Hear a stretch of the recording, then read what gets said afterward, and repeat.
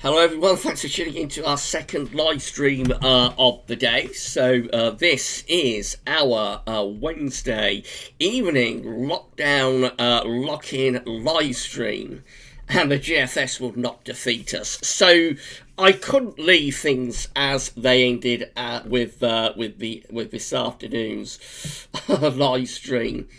When we was going to have a look at the GFS and see whether minus 10 cells isotherm is still making it into the country.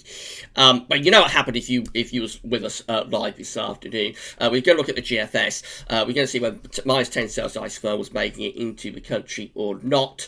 And we went to West Central. I've been plugging it all the way through the stream, saying in the last 5 minutes we'd have a look at the midday run of the GFS for 12Z. And we went to West Central, and what did we find? We found that in fact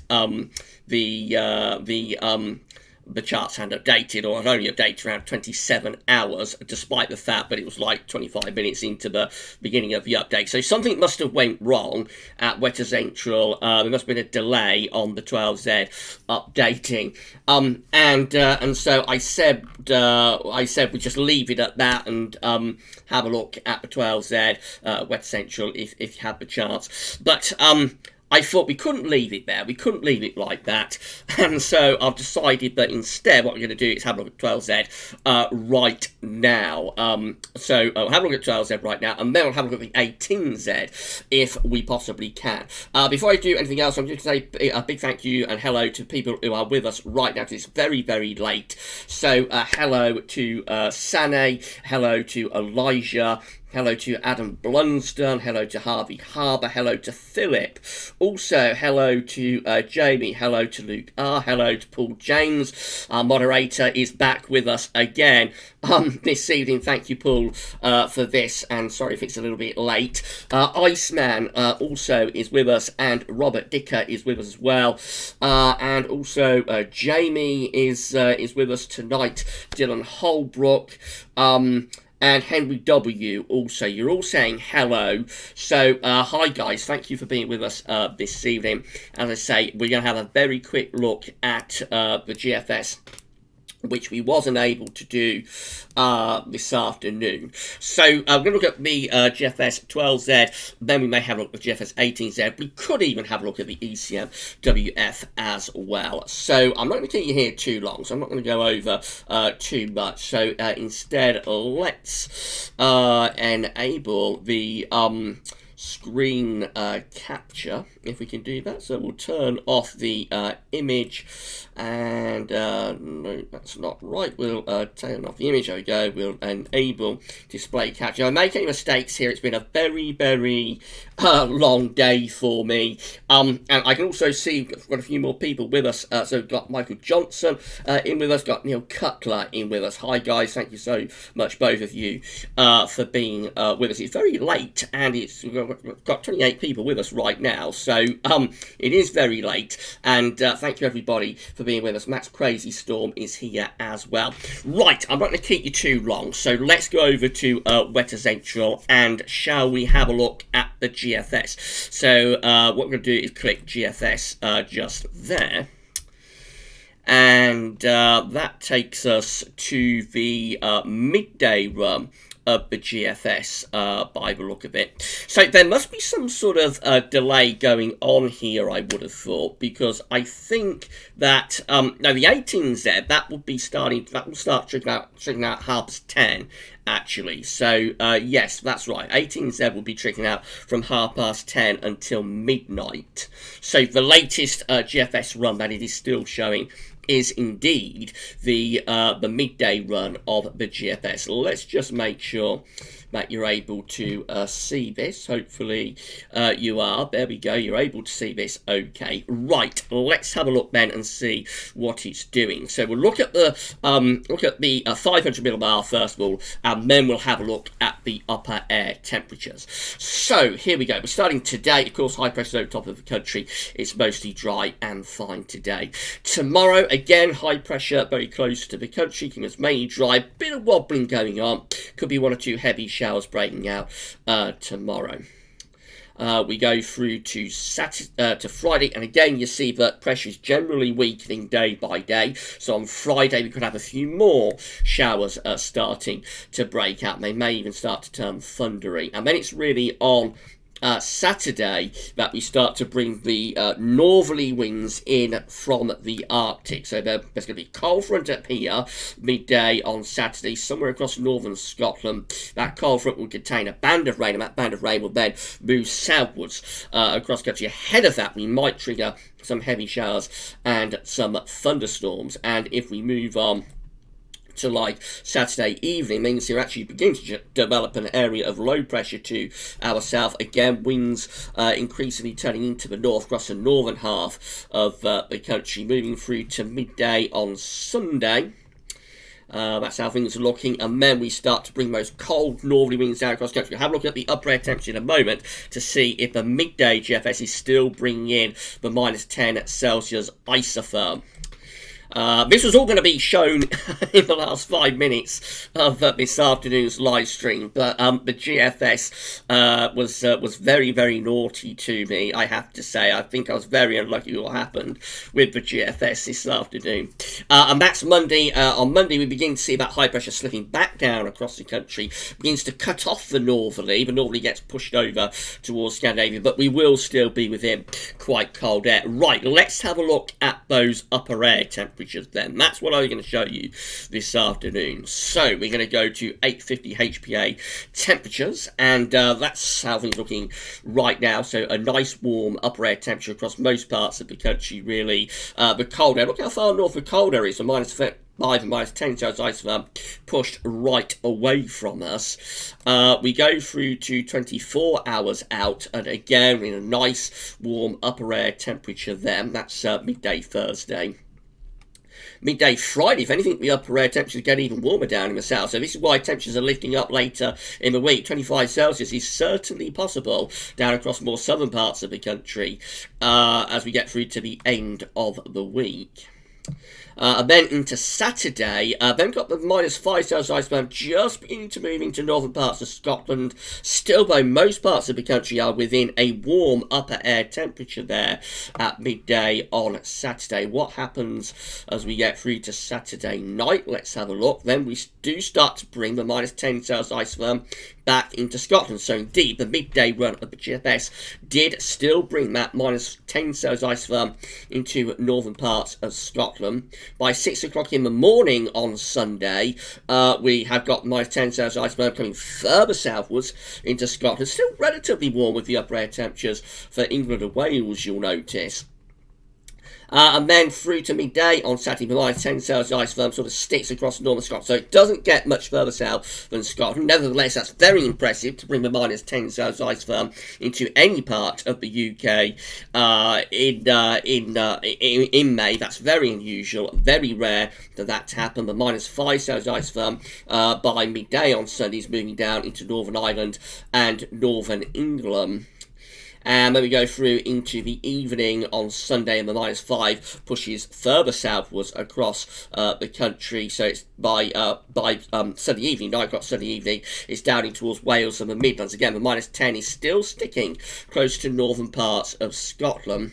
How are things looking as we get through into Monday? Well, still the -10 Celsius isotherm is there across northern Scotland. -5 Celsius isotherm is across many parts of the UK. So still looking cold, even at 6 o'clock in the morning on Monday. This is very unusual to see the -10 into northern parts of the country in the sort of middle part of May. Really quite unusual indeed. And Monday is a relatively cold day as well, keeping us within the -10 Celsius isotherm.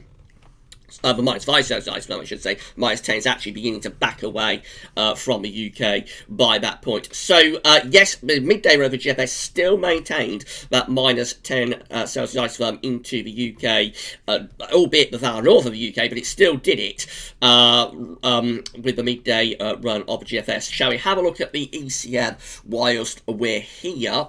So, again, we'll just look at the upper air temperatures with the ECM, and again, relatively warm for the upper air temperatures at the moment. Tomorrow should be relatively warm or become even warmer.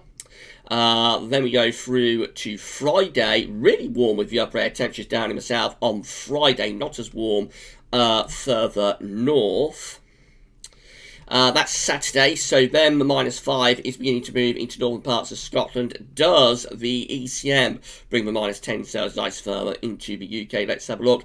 Just about gets it to northern Scotland.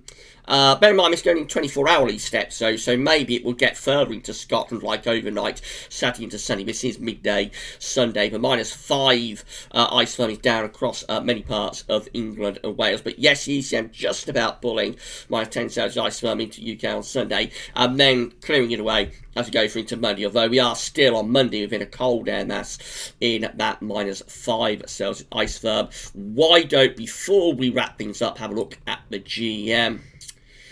So I would have had time to do this, actually, if I'd been doing this afternoon. So maybe things have worked out okay. Let's have a look at the GM, see if that brings the -10 Celsius isotherm to us. So there we are on Friday. We've got pretty warm upper air temperatures across the country. With the GM on Saturday, -5 Celsius isotherm moving into northern Scotland. Still generally warm with the upper air temperature on Saturday. That's when we've got the greatest risk of heavy showers or thunder breaking out. And yes, the GM also brings the -10 Celsius isotherm into the far north of the country through the course of Sunday. The -5 sinking southwards across most parts of the country. By the time we get through to Monday, -10 has gone. Of course, we can't maintain that sort of upper air temperature very long in May, so that's gone. But we are still cold with the -5 Celsius isotherm across the country. Let's just see how the ECM finished up finally before we go. So go back to 500 geopotential heights, have a look at 168 hours. So by then we're under high pressure. By the middle of next week, it's mainly dry, probably quite cold at night, warming up by day. And then into the second half of the ECM run, which gets us to Saturday the 16th of May. Actually, we turn very warm. Look at that. We go from the very cold conditions of Sunday, Monday into something much warmer. High pressures over Scandinavia. We bring the winds up from the south. There's a hint of a thundery low there across England and Wales. I think that's a little bit of a Spanish plume even. Yes, look, we've got low pressure over northern France, over northern Spain, southern France with Bay of Biscay there at midday on Friday. Look where that is at midday on Saturday, 16th of May. That low has drifted up into England and Wales. So after the very cold weather, actually we have the, quite remarkably, after the very cold weather, we have the ECM hinting at something a great deal warmer as we move up to the middle part of the month, maybe even hinting at a little bit of a mini heat wave, who knows, and possibly even a thundery breakdown with a Spanish plume type thing going on. So it's all happening. It's all happening, and that's it. So. Yes, very interesting, I think, what's going on with the model output at the moment. -10 Celsius isotherm coming into northern parts of the UK on Sunday, and then by the following weekend we could be seeing really quite hot weather pushing up from the south, and possibly even a little bit of thunder mixed in with that as well. So there we go. It's going to be a very interesting few weeks. I see that we're around 25 past 10 and we've got 44 people with us. So hello and thank you so much, everybody, for tuning in. I'm sorry that you've had to come back this evening for what should have been in your Wednesday afternoon live stream. But there we go. The GFS was out to... The GFS was out to do us in a little bit, and it did us in. But we will not be defeated by the GFS. I thought to myself after the live stream, I thought, no, I am not going to leave it there. I'm not going to leave the GFS telling us that it's not going to show us what it's doing. So I thought, no, I'm going to come back and we're going to have a look at what the GFS midday run actually was doing. So there we go, and now we've seen it. Go through some of your comments, so I can see that. We've got City Andy with us tonight, having a look at this evening's live stream. Also, our moderator Savvy is with us as well. Hi Savvy, thank you for being with us. I know it's been a very, very busy day. been a very busy day for you, so I'm sure you'll be glad for me to wrap things up in a moment and go and have a rest. I know you had a very, very busy live stream this afternoon, but thank you so much, Savvy, for being with us, and also to Paul. I'm sorry that I've kept you up a little bit late. Also, Richard Short is with us. So lots and lots of people with us tonight. Thank you so much, everybody, for tuning in to this late live stream. That's absolutely great. And yes, we shall be back with more content very, very soon. I'm not going to keep you up any later because I know getting very late for a lot of you. Yeah, that wraps it up anyway. And thank you so much, everybody, for being with us this evening. I nearly said this afternoon because I'm used to doing this in the afternoon. But thank you, everybody, for being with us this evening. Would you like to see some late live streams? Maybe late live streams are something that you would like to see. Let me know in the comments when YouTube finishes processing this.